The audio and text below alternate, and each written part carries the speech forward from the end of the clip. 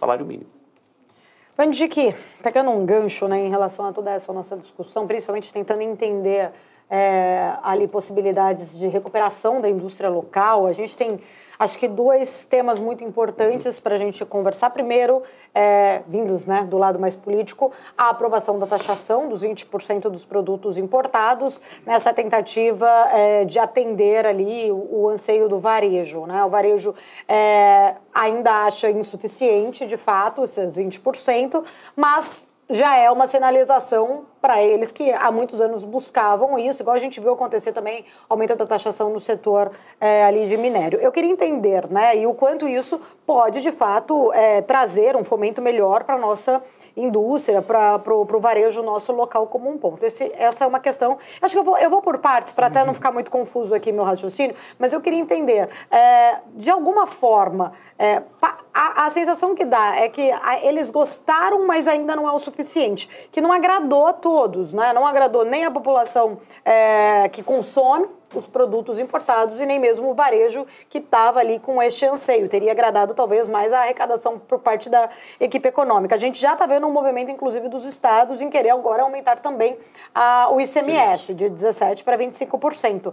De fato, você acha que esse tipo de medida traz o alento aí, né, para trazer uma melhora nesse consumo interno brasileiro? Vamos lá, essa é uma questão muito interessante, polêmica, e ela não é de fácil solução. Entre os países do G20, apenas 8 taxam importação. Quer dizer, não é uma unanimidade, tá certo? Quando a gente olha a questão do Brasil e a gente vê o varejo brasileiro, nós temos um grupo de empresários, que eu chamo eles, né, eu denomino esses empresários de gatos gordos, que eles passaram muitos anos sentados em cima do próprio traseiro, fazendo isso, peticionando o governo para impedir a entrada de bens de melhor qualidade, com menor preço, mais competitivo, para que eles tivessem virtualmente um oligopólio em cima da população brasileira. Grande parte de quem consome esse tipo de coisa são pessoas que ganham até 3 salários mínimos, são pessoas relativamente pobres. Quer dizer, isso impede que essas pessoas, a taxação, entrem sejam trazidas para dentro do consumo legalizado das coisas. Então, o que vai acontecer, a meu ver?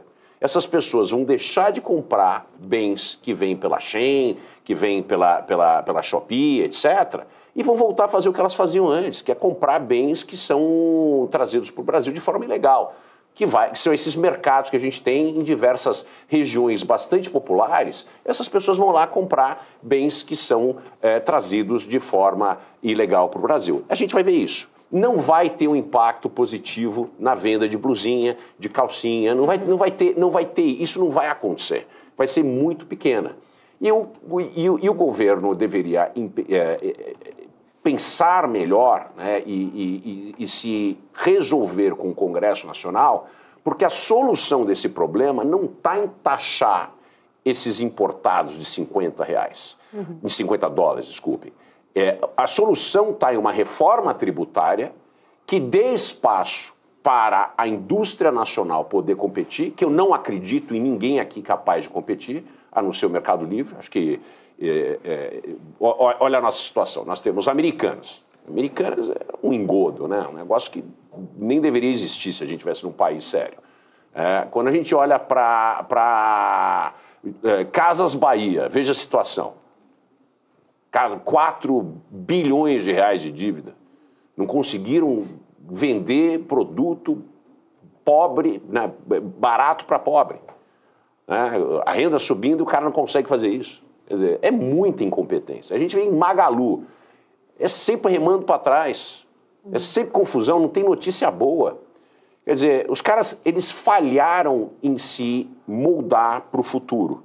Eles querem levar o varejo brasileiro para aqueles bons e velhos tempos, do carnezinho, aquela história que a gente está acostumado. E, graças a Deus, o pobre brasileiro não é mais o pobre de sempre. Ele conseguiu se educar mais, ele aos poucos vai entendendo que existe alternativas muito mais confiáveis, de melhor qualidade e de preço menor. Então foi isso que está acontecendo.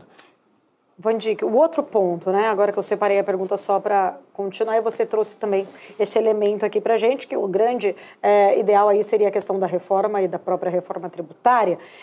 Não tem como a gente não falar também sobre essa MP, que trouxe aí uma grande repercussão, várias entidades, indústrias se movimentando ontem, justamente logo após, então, o anúncio aí desta MP, que vai limitar o uso do crédito dos tributos do PIS e COFINS.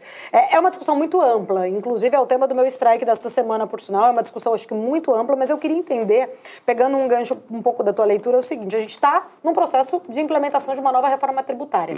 Aí você, de fato, acaba sendo surpreendido com uma medida do ministro da Fazenda, que é a favor, né, ali apoiou bastante a aprovação da reforma tributária, que pega aí, né, de surpresa e traz aí muitos argumentos, inclusive contestações de judicialização desta medida.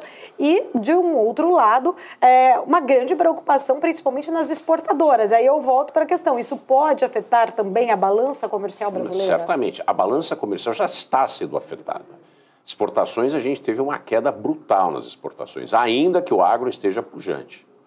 Quer dizer, se a gente vai limitar o uso dos créditos, a gente está jogando contra a maré, né? Alguma coisa de errado vai acontecer.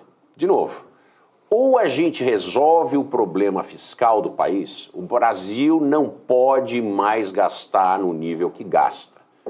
Ou o país faz uma reforma, de fato, estruturante, uma reforma administrativa e do Estado. Vamos fazer um OBZ. Sabe o que é um OBZ? Orçamento base zero. Para ter o que eu tenho hoje, quanto que vai me custar? É isso que vocês querem? Então a gente vai ter que aumentar imposto. Vamos aumentar imposto.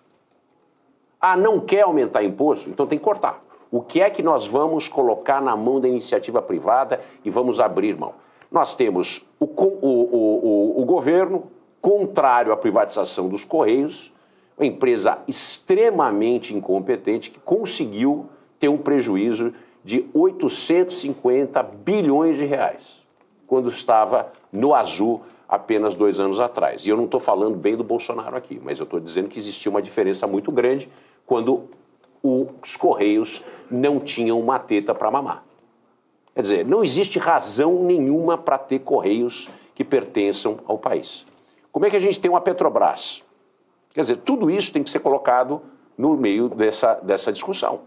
Quando a gente tem um governo que é assistencialista, estatista e desenvolvimentista, sempre deu isso. Não tem nenhuma novidade no front. A gente está vendo um filme que a gente já viu e sabe que o navio afunda no final e o rapazinho bonitinho morre.